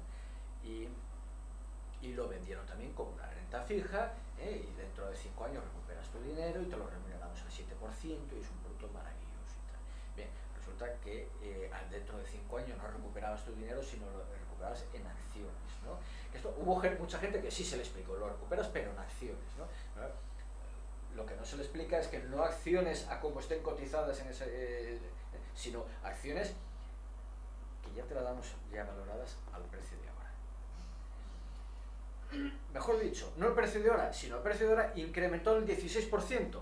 Es decir, que para que tú recuperes lo que inviertes, tiene que darse la circunstancia de que dentro de 5 años nuestras acciones valgan el 16% más que ahora. Con una serie de peculiaridades, ¿no? De circunstancias. Vamos a ver, en primer lugar, estamos hablando de septiembre de 2007. Aquí todavía no había bajado la bolsa, todavía no había explotado la crisis económica. Estaba en el 15 o 16. Exactamente, sí. Y Zapatero todavía decía que aquí no había ninguna crisis, que era pues la Champions League, ¿no? Bueno, pues en aquella época, pero que ya se había desatado en Estados Unidos, y que todos sabemos que si en Estados Unidos hay una crisis, aquí va a ser mucho peor, ¿no? Pues, y que ahora los valores, el Santander tenía inversiones en Estados Unidos, en Lehman Brothers, en Madoff, en todo lo que... Lehman Brothers, de hecho, sigue teniendo fondos inmobiliarios retenidos, el Santander, de los que están contaminados por Lehman Brothers. Y bueno, todo tipo de derivados financieros y más la burbuja inmobiliaria, que el Santander no era de los más implicados en la burbuja inmobiliaria, pero bueno, sabía que le iba a afectar, ¿no? Y que le iba a repercutir. Entonces, ellos tenían que saber que había un riesgo de su cotización importante.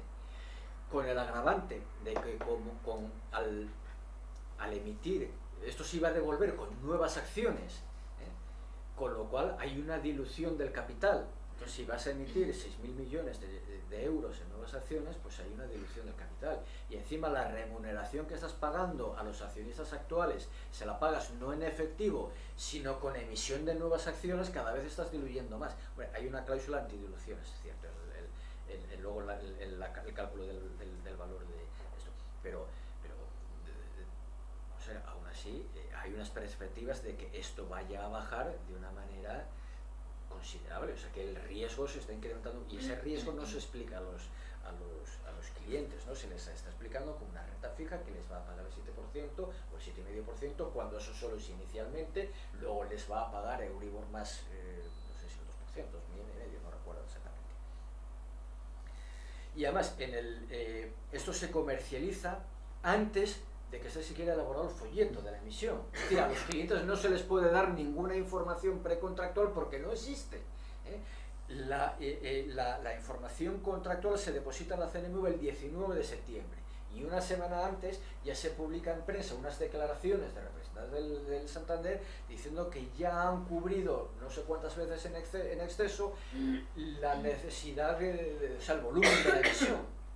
Si ya lo tienen cubierto una semana antes, obviamente a los que ya firmaron la orden, la reserva, no les pudieron informar de cuáles eran, no les pudieron dar ninguna documentación precontractual. Pero no solo eso, es que en la orden de compra pone producto amarillo. No se identifica el producto, solo pone producto amarillo, valor Santander, y luego valor Santander, que es producto amarillo. El Banco Santander, por cumplir con estas directivas europeas que me había mencionado al principio, pues estableció unos protocolos de venta de productos financieros. Y entonces lo primero que hace es clasificarlos por nivel de riesgo y complejidad, ¿no? Entonces, los productos más sencillos son verdes, los intermedios son amarillos y los que tienen riesgo de pérdida de capital son rojos. Este lo clasificaron como producto amarillo, pero tiene riesgo de capital, con lo cual deberían haberlo clasificado como rojo. Con lo cual está mal clasificado. Pero aparte de estar mal clasificado, es que la gente, los compradores, no tienen ni idea que es producto amarillo y que es producto rojo. Entonces le dicen, no, yo compré un producto amarillo del banco. Pues jodido. Un producto amarillo. Y a los bancos les está, o sea, las entidades financieras que son condenadas, se ven obligadas, o sea, están cumpliendo, están pagando, están devolviendo. Sí, no tiene más remedio. Y si no compran por las buenas, ya Ya digo, vas yo he al tenido Banco algún España, caso de sí. tener que embargar la cuenta del Banco España. ¿Y no hubo ninguna actuación criminal? Bueno, hay actuaciones abiertas por la Fiscalía en Madrid, hay varios casos por el tema de las participaciones preferentes. Con Bankia, quizás. Con Bankia, con Caixa Galicia y alguna más, yo creo, no sé si Galicia, no sé si... Porque llamaron a rato... Sí, bueno, porque Caixa Nova y Caixa Galicia se fusionaron, es Nova Caixa Galicia. Esa imputación a rato no era por esto, era por la salida a bolsa, ¿no? No era por Mira, esto. yo ya no sé exactamente por cuál de ellas está. Pero obviamente lo de la salida a bolsa de Bankia fue lo mismo que esto, fue una estafa absoluta. Entonces ahí obviamente tendrían que anularse toda la comercialización de participaciones y de las acciones, que se devolviera el dinero a los inversores, ¿no? Y que con las ayudas que se van a recibir del dinero, pero por supuesto a los responsables, a los administradores, su responsabilidad civil. Porque el volumen de dinero que estamos manejando aquí, que no se haya existido responsabilidad penal a nadie todavía, o sea, que no hay nadie en la cárcel, ¿no? Hay diligencias abiertas, pero en la cárcel nadie. Y que serán indultados. No, eso seguro. Y volverán luego a dirigir además, bancos. Exactamente, Como y será una ley esto. que les permitirá ejercer de nuevo Sí. la actividad financiera, Como como a Sáenz Sáenz de Baresto, exactamente. Que además iba a las juntas cuando estaba condenado y tal, y se ponía allí en primera fila y yo decía, bueno, pero a ver, es que aquí no hay nadie, pero claro, poderoso caballero, inhabilitado, poderoso caballero. Dime algo de este señor que te quita la publicidad en la prensa, en la tele, en la radio, en tal o cual. Bueno, pues mira, sobre esto de los valores Santander, en la emisión, en el folleto tienes que adjuntar una información completísima, una valoración del producto, que esas agencias de calificación lo califiquen, estas están sin calificar, por la visión que no tienen calificación, pero sí hay una valoración. Dicen, hemos pedido una valoración a 5 especialistas y que nos han dicho que el valor razonable de una acción es lo que cotiza en bolsa. En estos productos, pues bueno, hay que calcularlo por una serie de sistemas complejísimos. Y nos han dicho que el valor razonable es el 98,5% del nominal. Aún así, lo vamos a vender en el 100%. Bueno, pues tengo un informe pericial de Prosper Lamont, catedrático de análisis económico de la Autónoma de Madrid, el primero que ha escrito libros en España de valoración de instrumentos financieros, el número 1 en esta materia en España, y que ha valorado esto y le dice que la valoración razonable es el 90%. El 90%. Y en el folleto dice que es el 98,5%. Si es verdad lo que dice este señor, es una estafa. Es una estafa. Luego hay toda una serie de productos complejísimos, seguros de inversión, la deuda subordinada de Liberbank, ¿no? De la Caja de Asturias. Aquí es otro producto de renta fija. Bien, sí. ¿Solamente tiene Caja de renta Asturias? fija. No, hay otras entidades, pero bueno, aquí las que conocemos por cuestión geográfica, ¿no? es la de la Caja de Asturias, soy Liberbank. Pues efectivamente emiten una deuda subordinada, unas obligaciones subordinadas que son una emisión a 10 años. Este no es perpetuo, es a 10 años. Lo que pasa es que los vendieron como un depósito a plazo. Y hombre, vamos a ver, tiene cierta coincidencia con el depósito a plazo en cuanto que tiene un plazo y que al cabo de 10 años recuperas el dinero. Pero tiene diferencias también, porque los depósitos a plazo tienen una garantía del Fondo de Garantía de Depósitos. Y tratándose de una entidad que está en crisis, pues esa garantía... Es importante. Es importante. Bien, pues... y estos no, la deuda subordinada. Y la deuda subordinada no tiene esa garantía, pero es más, la deuda garantía, hombre, la deuda subordinada no tiene esa garantía, pero no tienes por qué perder el dinero si transcurren los 10 años sin novedad, ¿no? Sin ningún sobresalto adicional. Pero el otro día nos han dicho que Cajastur va a tener, o Liberbank, que va a pedir ayudas a la Unión Europea, ¿no? Que va a recibir ayudas del Fondo de Rescate. Si va a recibir ayudas, primer requisito, que se impongan pérdidas a los inversores. Aquí, como hay accionistas, los primeros que pierden, los que tienen la deuda subordinada. Con lo cual, los que han invertido aquí van a tener pérdidas. Algo que se les colocó como un depósito a plazo. Sin ninguna información sobre el riesgo. Quiqui no tiene para la cárcel. Es que si no, de Quiqui no verdad. tiene para la cárcel. No, pero ¿cómo que? Si no, Una fila de ellos, si ¿cómo se no. puede crear un Estado de Derecho? Exactamente. Bueno, pues el Exactamente. despacho de Cerrando los Estado de ojos. Derecho llega hasta ciertos límites, a lo mejor hay otros que ya no llegan a cubrirse, ¿no?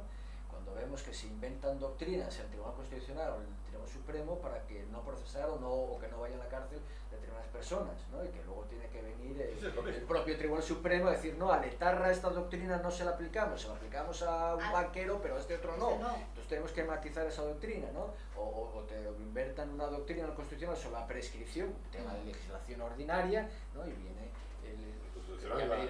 y el Constitucional que dice, ¿dónde están aquí los derechos fundamentales? Bueno, pues nada, hay una, y entonces hay unos banqueros condenados que ya no van a la cárcel. Claro. El día siguiente tiene que venir el Estado, el legislador a corregir, introducir una corrección al Código Penal para que no se le vayan a la calle toda la gente que está por ahí con el pleito abierto todo el día y que se les va a colocar, ¿no? Y luego se les hace un homenaje. De lo contrario, No, se sabe Claro, que no y si no van. te indultan, ¿no? Exacto, Si fallaron todos. Es deprimente, te indultan. No, como te da unas ganas de marchar para Nueva Zelanda, que vaya.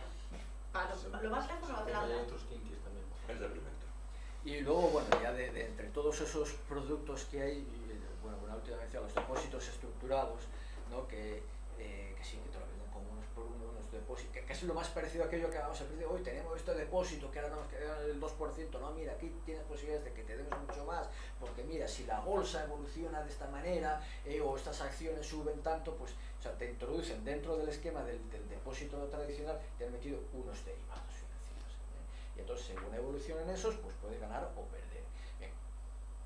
Dentro de esos estructurados hay unos que tienen el capital garantizado, no tienes posibilidades de pérdidas, pero la posibilidad de ganar también va a estar mucho más reducida, ¿no?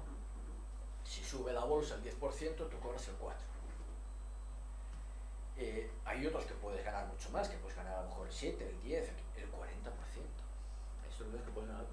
Pero claro, las posibilidades de pérdida también van en proporciones al riesgo, ¿no? No, vamos a ver, había unos que eran a principios de 2008 que te lo referencian a los bancos más grandes del planeta. Tienes vamos a ver, según evolucione el Citibank, Barclays y el Royal Bank of Scotland, pues vas a ganar el 40% anual, va a ganar el 40% anual. Pero si no puedes perder, pues, te vamos a devolver pues, el valor de las acciones del que valga menos, ¿no? Entonces, claro, dices en el 2008, vamos a ver que hay una crisis económica, pero además te dan un 40% de margen. Vamos a ver, si esto está por encima, tú ganas el 40%. Si han bajado, pero no más de un 40%, recuperas el capital. Vamos a ver, el 2008, vamos a ver, los bancos más grandes del mundo, ¿esto cómo van a quebrar? ¿No? Y de, oye, entonces el Citibank va a quebrar. Imposible, ¿no? Y te colocan todo esto y los 2 meses quiebra, ¿no? Y el Royal Bank quiebra y Barclays. Por $1. Merrill Lynch. Con lo que era. Yendo hacia Friburgo, yo una vez con el coche de Erasmus pagué un peaje con una tarjeta de Barclays y me dijo el del peaje, ese banco está fuera. Bueno, me cojones. Bueno, el Barclays sigue ahí, Ahora pero sí, bueno, sí, has visto en todos los fregados en que se han metido, desde manipulación del LIBOR, la venta de los seguros estos vinculados a las hipotecas, Es que son muy grandes. ha habido de todo. Y entonces, claro, te colocan unos estructurados que llevan unos implícitos, unos derivados implícitos, o sea, que te den el valor de esos derivados, que sepas cuánto, que tienes que saber cuál es el riesgo que estás corriendo. Entonces, claro, tú cuando dices, no sé, cuando entras aquí, tú sabes que tienes un cierto riesgo de mercado, ¿no? Pero claro, tú no tienes ninguna posibilidad de conocer cuál es el riesgo real, porque no tienes acceso a una información que solo la tienen ellos y que no te la transmiten. Pues ¿cuál es el riesgo real que tenía el Citi? Pero en aquel momento nadie podía saber todos los muertos, todos los zombies, ¿no? Que había por ahí en la banca, ¿no? Todos los muertos, que toda la contabilidad de estas entidades estaba falseada. ¿Quién iba a sospechar que...? Las auditoras, la adoración que había a los auditores. Y además, en muchos de esos contratos es que además se ocultaba el riesgo. Yo he visto contratos de depósitos estructurados que te lo presentan como que tienes un riesgo de no recibir remuneración, pero que el capital lo tienes asegurado.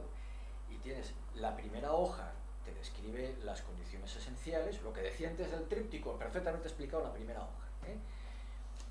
Y al final, después de 7 páginas así de letra muy pequeñita, hay un recuadro así pequeño, riesgos del producto. Y no te dice que hay un riesgo de pérdida de capital. Tienes que meterte por el medio, en la cláusula sexta, hay una cláusula larguísima allí, en letra muy pequeñita, que te dice que hay unas posibilidades, después de darle un montón de vueltas, porque la reacción es compleja, dice que hay unas posibilidades de que pierdas el dinero, porque al final, si no se ha cancelado anteriormente, pues te van a remunerar de esta manera, y de esta manera pues implica que puedes perder dinero. Pero no está ni en la primera página donde te explican las condiciones esenciales del instrumento, ni al final el recuadro en negrita de los riesgos. Entonces, claro, pues, si hay fraude ahí también. Bueno, pues en mi opinión sí, yo voy a reclamar por vía civil porque es lo más sencillo, lo más probable que lo ganes, ¿no? Pero yo creo que efectivamente en todas esas actuaciones hay una responsabilidad penal. ¿De quién? ¿De quién? Claro, hay que buscar a quién vas a perseguir. Claro, ahora puedes perseguir a la persona jurídica, pero cuando se vendieron esos productos en 2007 o 2008, no. Ya, bueno, pero estaba el presidente. Estaba el director ejecutivo, el diseñador del producto, el presidente, estaba el consejo de administración, claro, el director director de la oficina. Pero claro, todos esos te van a decir, oiga, vamos a ver, yo soy el director, pero vamos a ver, yo tengo unos especialistas contratados que son los que van a diseñar los productos. Sí, bueno, igual, al ¿Quiénes final... son esos diseñadores? Pues al final, bueno, pues acabará apareciendo alguien de tesorería, al final no aparece nadie. Pues tienen que ser esos, el consejo, que son los que tienen las retribuciones altas y Claro, los que claro. puedes ir. Porque yo no soy el que no, diseña el pero es producto. como El que ha diseñado la estafa no, es como- el de tesorería. Es como si yo pero tengo un perdona. problema con Hacienda por culpa de mi asesor. Claro, no ¿Cómo vamos a les ver. importa Hacienda Eso que es sean como, por esos ejemplo, ahora con responsables? Bankia, el Consejo de Administración, cuando empiezan a llamar a los consejeros, que era el de representante de comisiones, el UGT, ¿Qué hacer? oye, Está. yo qué sé, a mí poníame y le firmaba, bueno, compañero, pero si cobras, por lo menos tienes que preguntar, oye, yo para que me paguen, Y eso ¿qué es voy a- la qué jubilación tal? fantástico, ¿Qué que tengo- no es qué lo voy a mismo, firmar? Porque es que no es tengo lo que mismo lo que asumir. es una pones de Hacienda, que tienes una responsabilidad patrimonial, que lo que estamos planteando que es una responsabilidad penal. O sea, que tiene que haber un dolo, tú tienes que tener un conocimiento de que realmente estás actuando en forma directiva. Y claro, tú te vas a excusar en que tienes unos especialistas ahí que te unos con informes, unas sí. remuneraciones. Seguro que Pero ya se eres reportan luego informes, aguas pero abajo, pero es si problema no- tuyo aceptar esos informes. Ahí está. Yo primero iré aguas arriba, tú irás Sí, luego sí, aguas pero abajo. hay que ir al consejo o al presidente. Para mí tiene que ser el Pero consejo. ¿tú crees que el tribunal, que el tribunal Se la supremo, cogerá con sea papel de quien fumar sea, y no les va verá a todo, condenar? pero vamos. Ahí está. Bueno, pero mira en el Barclays cómo se empapelaron al presidente Sí, y pero al en director Inglaterra. ejecutivo. Sí, ya, en pero En Inglaterra, Inglaterra, en Inglaterra, mira, con Aquí eso no. que mencionabas antes de pasada, los seguros de estos asociados a los préstamos, cuando ves que ahora cada vez vas a pedir un préstamo y cada vez tienes que coger más cosas, ¿no? Antes tenías el seguro de la vivienda, el seguro Sí, de el seguro daños, de la el casa seguro con de la incendio y hipoteca. tal, vale. Luego ya te metieron también un seguro de vida, ¿no? Luego ese seguro de vida se fue complicando en un seguro de protección de pagos. Con los que hay que amenazarle siempre con los males del infierno para que se lo paguen a los Efectivamente. superstite, porque te piden hasta que el informe médico de cuando tenía 15 años. Bueno, pues esos seguros Es de una cosa protección de espantosa. pagos, que son complejísimos y que resulta que te cubren si te quedas en paro, si te da la invalidez, que no sé qué, pero luego vas a reclamarlo y resulta que esto a ti no te cubre porque tú tenías un contrato temporal. A ti no te cubre porque tú eres funcionario. Y entonces a ti no te cubre porque tú eres una ama de casa, no tienes trabajo. ¿Vale? Entonces resulta que te estás cubriendo una serie de riesgos, te viene ahí una serie por los que estás pagando una prima, que luego resulta que a ti no se te aplica. Por seguro de invalidez. La definición del seguro es que cubre todo menos lo que cubre en realidad. Menos el riesgo que tú tienes personalmente. ¿No? Exactamente. Entonces, estos seguros se inventaron en Inglaterra, ¿no? Las compañías inglesas. Entonces, y luego lo trajeron aquí precisamente Barclays, con la Barclaycard, y luego lo fueron siguiendo otras compañías, ¿no? Otras muchas. Bueno, pues en Inglaterra el año pasado se aprobó una reglamentación sobre estos seguros con efectos retroactivos. Con efectos retroactivos. Descubrieron que había tal cantidad de irregularidades, que se habían vendido tan mal, que esto no puede ser. Y aprobaron la reglamentación con efectos retroactivos. Como sí que es. Y Barclays, y Royal Bank of Scotland, y el otro, tuvieron que pagar pues unos 5.000 millones de euros, 8.000 millones, 9.000 millones de euros en devolución de primas. de primas, o sea, no en que tengo que pagar estas indemnizaciones, no, sino en devolución de primas miles de millones de euros. En España no hay nada, no hay absolutamente nada. Y se están vendiendo aquí, pero vamos, con cada préstamo. Sí. O sea, y es obligatorio, y no te concedo el préstamo si no me firmas este seguro. También puedo decir que, por ejemplo, los que yo he visto de otras entidades financieras que no son Barclays, pues eso, lo típico, pues para sobre todo ya para personas de una determinada edad, que si compran una plaza de garaje o tal cual, sí es verdad que hay que acabar diciendo, oye, que te voy a mandar el burofax y tal, y entonces, pues, dicen, bueno, pues es verdad. No, porque es que la hoja de contratación del seguro es de folio y medio, tal, bueno, pues lo que no está excluido, como muy bien dice Ramón, está incluido, entonces, y acaban pagando. También es verdad que son cantidades relativamente pequeñas y tal y cual, pero te das cuenta la renuencia, la reticencia que tienen para hacerlo de manera automática, como yo le dije, con la misma facilidad con la que el señor firmó cuando contrató el préstamo. ¿Pero por qué? Porque saben que los que les van a reclamar no son ni el 5% de los que tendrían derecho a reclamar. Y porque además lo que tienen muy claro, pero es que están obteniendo un efecto muy contrario, que yo no sé dónde se estudia el coste de las oportunidades perdidas y del maltrato al cliente. Por ejemplo, las entidades financieras que hacen eso tienen un efecto rebote inmediato, que es lo poco que tenga, me lo saco.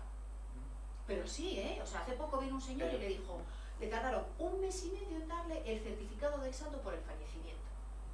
Y el señor dice, oiga, ¿pero qué pasa? No, una compañera nuestra, que su marido trabaja en otra entidad financiera, nos dijo, eso no te digo yo lo que es final de año, y si sabe que si lo hace muy rápidamente, pues liquida impuestos, no sé qué, y sacan los herederos, sacan el dinero, y no le interesa al director de la oficina hacer esto. Vamos a ver, tú solo dices, oye, mira, aquí tienes el certificado, si no te importa, sácamelo para enero, que me haces polvo en la oficina pequeñina, en no sé dónde, tal. Pero habla, no maltrates a tus clientes. Porque ¿qué pasó? Fuimos para allá y nos sentamos allí y dijimos, aquí tienes los papelinos, les perdes. Y nos los sacamos todas. Pero ¿qué pasa? Como eso lo hace este banco, pero lo hace también el otro, y el Claro, otro, todos. y el otro, y el otro, tú te vas para el otro, pero del otro se va a venir para acá. Acaba Sí, siendo, sí, sí, acaba sí, siendo igual. como los operadores de móviles. Todos al final son Vamos a ir atracadores. terminando, José Antonio, que ya Sí. estamos en una. No, yo estaba... No, igual que Movistar nadie. Yo estaba, si queréis comentar alguna cosa más, pero yo sí. Ya lo comentamos casi todo. No te dejamos Sí, hablar. no. Pero estuvo muy bien, muy interesante. Yo lo que Y creo- sobre todo te da referentes que por lo menos para mí, Para los que no sabían, Sí. sí. era algo muy oscuro. Sí, y o ahora sea, con no, un poco de luz ya ya se ha corrido la fama como que es un producto perverso y tal. No, vamos a ver, en sí mismo no es que sea malo, pero es bueno para determinadas personas, para muy pocas personas. De cualquier manera, yo creo que también hay otra cosa que nos o dos cosas. Una, eso, la falta de información. Y dos, que la gente quiere comprar el producto pues como las acciones. Joder, ¿cuánto ha bajado la bolsa? Bueno, pero es que tú ya sabes que estás en el mercado. Quiero decir que también en España somos bastante llorones en el sentido de que, bueno, si vas a la bolsa, cuando ganabas el 25%, no me decías, jolín, lo que estoy ganando, ¿no? Estabas muy contento. Ahora la bolsa ha perdido, pues tú, bueno, quiero decir que tampoco asumimos a veces, cuando tenemos información, el mercado. Somos bastante Hombre, llorones. vamos a ver, siempre hay gente que va también a pescar en el revuelto. El que sabía perfectamente qué eran las participaciones preferentes, porque además hay sitios en bolsa que te explica y sitios que te digo, oye, mira, si compras estas participaciones, las puedes comprar al 23% y entonces multiplicas la remuneración por no sé cuánto, y entonces vas a tener y luego algún día subirán y encima vas a tener esta ganancia. O sea, hay gente que sabía lo que era. Pero muy poca, Claro, sí, muy sí. poca. La gente que va a esto son poquísimos. Sí. Ahora, esos poquísimos, en algún momento, si se vieron pillados, pues van a ir en río revuelto de toda la gente, pues Claro. van a ir a intentar reclamar también. Pero claro, son un porcentaje ínfimo. El grueso de la gente son los jubilados, la gente mayor, que tuvo la herencia del padre, no sé qué, que oye, ahora que tienes un capital, A mí eso oye, me todo parece esto, verdadera estafa. todos los ahorros de toda tu vida, ahí metido. Porque además de la complejidad del producto, estamos en el nivel de confianza que esas personas tienen con su entidad financiera. Entonces, eso es un fraude terrible, terrible. Y lo que decía muy bien Ramón, o sea, es casi un daño a la estructura del Estado, porque igual que la confianza en el sistema jurídico es fundamental, bueno, pues la confianza en tu Pero como sistema dice José financiero también, no es solo esto, imprescindible. tiene que ser en todas partes, es el Supremo, es el Constitucional, Claro. son las estructuras del Estado. Claro, es que llega un Es momento... que precisamente precisamente estamos salvando a esas entidades y tenemos una deuda pública enorme por salvar a esas entidades porque son esenciales para el funcionamiento Ahí de la está, economía. ahí está, Entonces, con si lo son cual- tan esenciales, razón de más para que podamos confiar en ellas. Claro. Y Claro. que he dicho antes, es que hay una norma que te permite, que te da el derecho a confiar. No sé si os acordáis quién era este futbolista que está...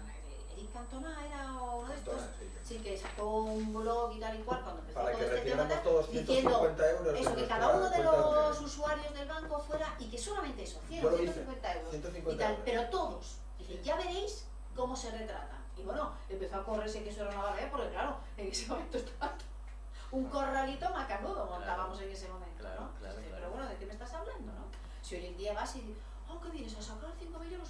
Es que avísame porque es que no sé, ¿cómo? ¿Pero de qué me hablas? Entonces, si no, pues, ¿de qué estamos hablando, no? Es verdaderamente temible. Bueno, pues vamos a dar por terminada si no hay nada más que hablar. Sí, tengo que hablar de mucho. Bueno, que hablar muchísimo, pero eso es la hora, nos Exacto. impone. Déjame. Muchísimas gracias por tu intervención. Encantado. Creo que ha quedado muy claro y muy meridiano cuáles son los problemas que Y hay que animar a la gente a que reclame. estos productos bancarios de inversión y la defraudación causada a los inversores.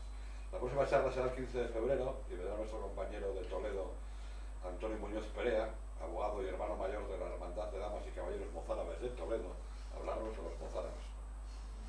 Levantamos la sesión, la mesa por ruina. Y entonces, Antonio, el próximo día 1, Sí, el viernes, que no tenemos charla, y ya quedé con Ramón Pusos, que viene por aquí a la 1:30. Pues yo vivo en Las Regueras, en Viedes. ¿Sabes dónde está? Carreras y Viedes, ¿Está que se la mira, quizás? Edelmiro, Restaurante. Ese un bar restaurante que hay, que se llama sí, Edelmiro. que es por la carretera de Trubia Vélez.